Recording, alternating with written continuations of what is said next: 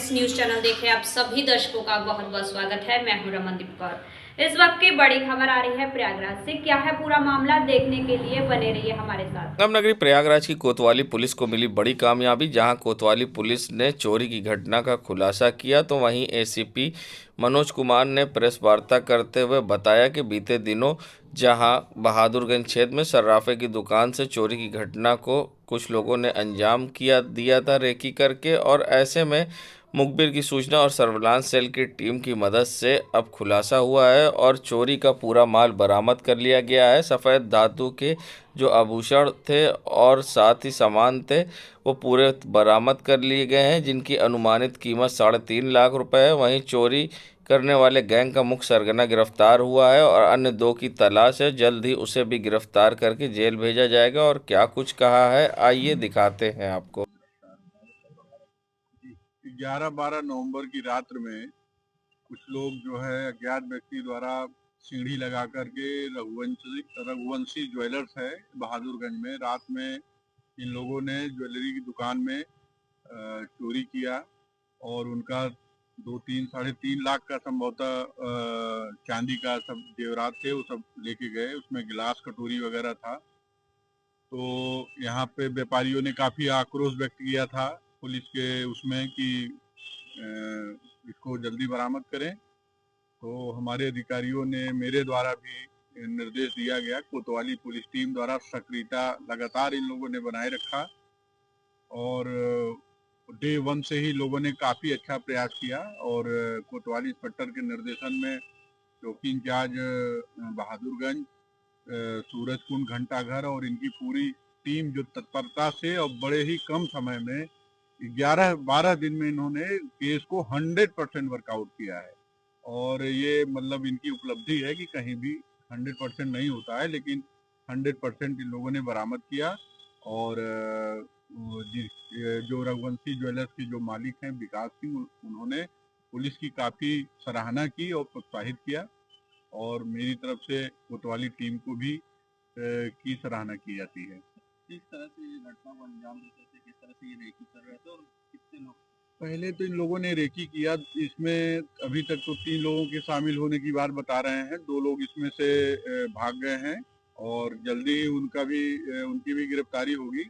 और ये मास्टरमाइंड था और ये पकड़ गए हैं और भी जो भी होगा उसको भी वर्कआउट किया जाएगा। ये टोटल 3-3.5 लाख का बताया गया, फुल है, पूरा 100% है और वादी ने पहचान भी कर लिया है। Thank you. जहां 2019 में किन्नर अखाड़ा कुंभ में चर्चा में रहा, तो ऐसे में अब 2025 में वैष्णो किन्नर अखाड़ा बनाने का ऐलान अब हिमांगी सखी ने किया है। हिमांगी सखी प्रयागराज पहुंची थी। वैष्णो किन्नर अखाड़ा बनाने की उन्होंने बात कही है और साथ ही उन्होंने बागेश्वर धाम धीरेन्द्र शास्त्री के साथ अपना अखाड़ा प्रयागराज के महाकुंभ में लगाने की शिविर बात कही है। और क्या कुछ कहा है उन्होंने आइए दिखाते हैं आपको। और क्या खास होगा धर्मांतरण के लिए, किस तरह से आप मोर्चा करेंगे? देखिए, पहले तो वैष्णव किन्नर अखाड़ा का हम गठन करेंगे और वैष्णव किन्नर अखाड़े का बनाने का मतलब यही है, गठन करने का मतलब यही है कि हमारे किन्नर समाज को है ना वैष्णव पद्धति हम सिखाएं। किस तरह से हमें धर्म की अगर गद्दी पे बैठना है तो उससे पहले शिक्षित होना बहुत जरूरी है। और शिक्षित होने के बाद आप धर्म की गद्दी पे बैठिए, प्रचार प्रसार करिए और पूरे विश्व में ख्याति फैलाइए किन्नर समाज की, है ना।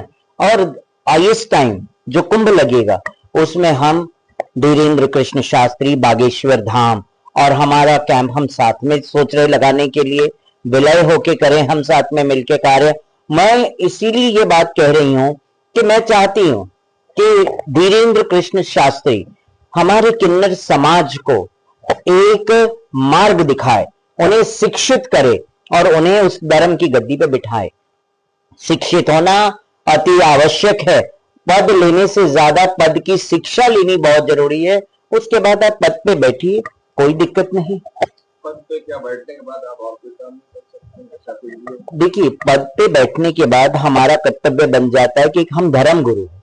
धर्म गुरुओं का पद पे बैठने के बाद कर्तव्य ये होता है सनातन धर्म, सनातन संस्कृति और अपने धर्म को लेके आगे बढ़े, प्रचार करें। क्योंकि भगवत गीता में कहा है धर्मो रक्षिते रक्षिताम, जो जीव धर्म की रक्षा करता है, धर्म स्वयं उसकी रक्षा करता है। ये स्वयं भगवान श्री कृष्ण ने भागवत में कहा। तो आगे क्या होगा? आगे हमारा निर्णय यही होगा कि इसी प्रयागराज की भूमि से हम महाशंखनाद करेंगे, और ऐसा शंखनाद करेंगे जो ईसाई धर्म के लोग हमारे हिंदुओं का धर्मांतरण आज भी करवा रहे हैं, और मैं उनके खिलाफ खुला मोर्चा निकालूंगी, पद यात्रा निकालूंगी और महाशंखनाद करूंगी।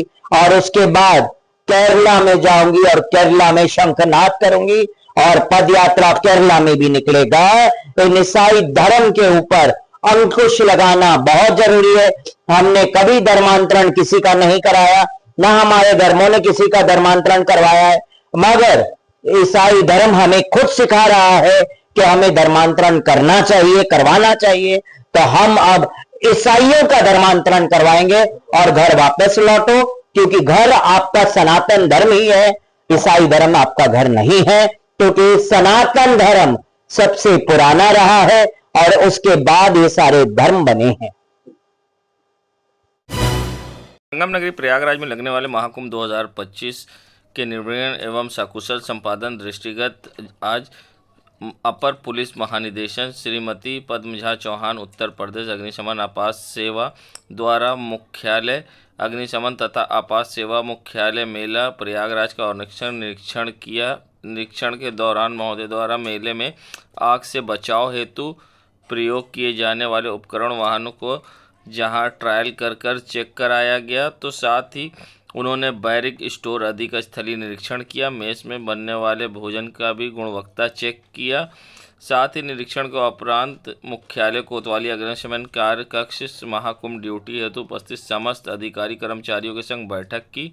साथ ही समस्त अधिकारियों को क्षेत्र में लगने वाले टेंट विद्युत वायर कनेक्शन की वायरिंग प्रॉपर कनेक्शन के साथ चेक कराने के लिए पंडालों को मानक स्थापित किए जाने, फायर प्रिवेंशन पर विशेष ध्यान देने के लिए निर्देशित किया गया। संभल में हुए दंगे के बाद जहां राजनीति गर्मा गई है और पूरे प्रदेश में सियासत तेज हो गई है, तो वहीं संगम नगरी प्रयागराज के सुभाष चौराहे पर समाजवादी पार्टी के छात्र सभा के नेता सद्दाम अंसारी के नेतृत्व में विवादित पोस्टर लगाया गया और भारतीय जनता पार्टी पर निशाना साधते हुए लिखा गया। पोस्टर में लिखा है कि प्रभुता के अवशेष में बौखलाया है सुल्तान, सांप्रदायिकता की आग में जल रहा है हिंदुस्तान, और साथ ही संभल में हुए दंगे की फोटो लगाई गई है और एक तरफ गणतंत्र वर्सेस गणतंत्र लिखा गया है। वहीं इस पोस्टर के लगने के बाद सिविल लाइंस पुलिस के द्वारा इसे हटा दिया गया है, और साथ ही इसे हटाने के बाद क्या कुछ कहना था सपा नेता का भारतीय जनता पार्टी पर निशाना साधते हुए, आइए दिखाते हैं आपको। जिस तरह उत्तर प्रदेश और पूरे हिंदुस्तान में हाल ही में हुए उपचुनाव में गणतंत्र नीति से जनता का मत लूटा गया है, वो एक लोकतांत्रिक देश में बहुत ही निंदनीय है और बहुत ही भयावह है। क्योंकि लोकतंत्र के लिए जहां जनता अपने प्रतिनिधि चुनने के लिए निर्वाचन पे विश्वास करती है, चुनाव आयोग पे विश्वास करती है, वहीं भारतीय जनता पार्टी अपने तंत्रों का दुरुपयोग करके जनता को मतों को लूट रही है। और दूसरी तरफ हमारे बैनर में संभल की तस्वीरें लगाई गई हैं। जिस तरह संभल के साथ साथ पूरे हिंदुस्तान में, चाहे वो बहराइच हो, चाहे झांसी, चाहे मणिपुर, लगातार जनता पूरा हिंदुस्तान नफरत की आग में जल रहा है। इसी को सांकेतिक रूप से प्रदर्शित करने के लिए हम लोग आज सुभाष चौराहे पे बैनर लगा के अपना विरोध दर्ज कराएं। सद्दाम अंसारी कॉमरेड, जिला महासचिव समाजवादी छात्र सभा पे बैनर लगा करके विरोध दर्ज कराए कि जैसे कि आपको पता होगा कि अभी उत्तर प्रदेश में उपचुनाव विधानसभा चुनाव हुआ था, उसमें मीरापुर विधानसभा में बंदूकों की नोक पर चुनाव कराया गया था। ये भारतीय जनता पार्टी की एक साजिश थी, जिसमें उत्तर प्रदेश के 9 सीटों में चुनाव हुआ था, उसमें समाजवादी पार्टी 6 सीट निकाल रही थी। वही जब भारतीय जनता पार्टी को पता चला कि सपा इतनी सीट पा रही है, उसमें जबरदस्ती मीरापुर हुआ, इधर मझवा हुआ, और आप देखेंगे यही फूलपुर उपचुनाव में जब गिनती हो रही थी तो अंदर मारपीट हो गई। यही सब आतंक कर करके भाजपा अपने प्रत्याशी को जिताई है।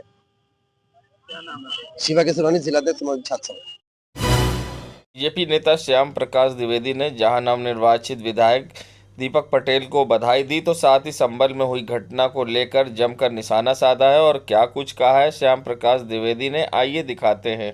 देखिए, संभल का जो घटना हो रही है वो कोर्ट के द्वारा सभी मस्जिद XYZ का जांच होनी थी, जिससे यह मालूम होता कि पहले भविष्य में मंदिर था कि मस्जिद था।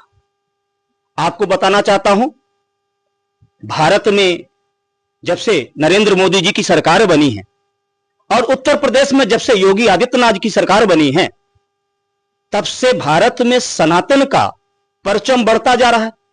और जब सनातन का परचम बढ़ता जा रहा है, तो जो मुल्ला मालवी जी लोग हैं, आज की डेट में हम कह सकते हैं कि मुसलमान कुछ परसेंट बहुत अच्छे हैं जो देश के बारे में सोचते हैं, लेकिन जिस तरह से मुल्ला मालवी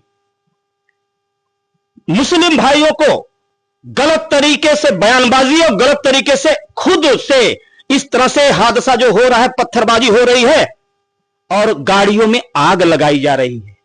मैं बताना चाहता हूं संभल के लोगों से, उत्तर प्रदेश में योगी आदित्यनाथ जी की सरकार है और उत्तर प्रदेश में भगवामयी सरकार है, सनातनमयी सरकार है और पूरा देश सनातन के लिए आगे बढ़ रहा है, हिंदू राष्ट्र के लिए आगे बढ़ रहा है। मैं तो योगी आदित्यनाथ जी से कहना चाहता हूं, निवेदन के साथ कहना चाहता हूं कि इस घटना की मैं निंदा के साथ निवेदन करना चाहता हूं कि इस घटना में जो दोषी हैं उनको कभी और किसी भी तरह से बख्शा नहीं जाएगा। यह उत्तर प्रदेश है, यह सपा का राज्य नहीं है, यहां बसपा का राज्य नहीं है, यहां सनातन का राज है, यहां योगी का राज है, यहां मोदी जी का राज है। और सनातनी में सरकार में इस तरह के उपद्रव करने वाले लोग या तो ऊपर जाएंगे या तो जेल जाएंगे। डॉक्टर श्याम प्रकाश द्विवेदी, भारतीय जनता पार्टी, पूर्व काशी प्रांत उपाध्यक्ष। संगम नगरी प्रयागराज में अक्सर अपने रेस्क्यू को लेकर चर्चा में रहने वाले प्रोफेसर NB सिंह ने जहां एक बार फिर से सांप को रेस्क्यू किया है। बता दें, प्रोफेसर NB सिंह जहां बॉटनी के प्रोफेसर सेवानिवृत्त रह चुके हैं और साथ ही इन्हें हरियाली गुरु के नाम से जाना जाता है। बता दें, जहां प्रोफेसर NB सिंह ने नैनी में सांप निकलने की सूचना मिली थी, तत्काल वहां पर पहुंचे और सांप को रेस्क्यू करने में जुट गए। बता दें, प्रोफेसर NB सिंह ने जहां कोबरा सांप को रेस्क्यू किया है और साथ ही रेस्क्यू करने के बाद उन्होंने सांप को सुरक्षित ले जाकर जंगल में छोड़ दिया है। बता दें, प्रोफेसर NB सिंह अपने रेस्क्यू को लेकर अक्सर चर्चा में रहते हैं और जहां भी सूचना मिलती है तत्काल वहां पहुंचते हैं और सांप को रेस्क्यू करते हैं। देश दुनिया की खबरों के लिए world media times news channel को सब्सक्राइब करें।